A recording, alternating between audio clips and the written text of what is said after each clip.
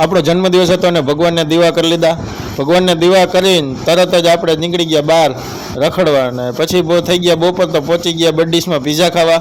અને સ્ટાર્ટર લઈ લીધું છે. સ્ટાર્ટર લઈને પછી ડાયરેક્ટ પીઝાની સ્ટાર્ટિંગ કરી દેવાનું છે આપણે, સ્ટાર્ટર પૂરું થઈ જાય એટલે. પછી એક પછી એક પફ પીઝા અને ગાર્લિક બ્રેડ ને 7 ચીઝ ને બધા પીઝા ખાધા. પછી તરત જ એમ થયું કે હવે ભાઈ તીખું બહુ લાગ્યું છે, તો ઠંડુ થોડુંક થઈ જાય. તો આઈસ્ક્રીમ આવી ગયું અને આઈસ્ક્રીમ ખાઈને સીધા પહોંચી ગયા રિલાયન્સ મોલે. તો રિલાયન્સ મોલે થોડુંક બધું ખરીદી કરી ને ત્યાંથી લીધી ખાલી અમે ચોકલેટ. તો ચોકલેટ તો મારે ખવડાવવાની હોય, તો એના બદલે મારા વાઈફે મને ચોકલેટ લઈને આપી કે મને કે તારો બર્થડે છે તો એ કે હું ચોકલેટ ખવડાવું તને. મેં કીધું કાંઈ વાંધો નહીં. પછી ચોકલેટ ખાઈને પહોંચી ગયા અમે ખાટુ શ્યામના દર્શન કરવા રાજકોટમાં. ત્યાંથી સીધા અમે પાણીપુરી ખાધી. પાણીપુરી ખાઈને ઢોસાને એવું ખાધું અને ખાઈને અમે બધાય પાછા ઘરે આવશું, કેમ કે ભાઈ જમીન પછી ક્યાંય બહાર જવાનો પ્રોગ્રામ નહોતો. તો ઘરે આવીને ભગવાનને દીવાબત્તી કરી લીધા. અને આવા જ વિડીયો જોવા માટે આપણી ચેનલને કરી દેજો સબસ્ક્રાઈબ ફટાફટ.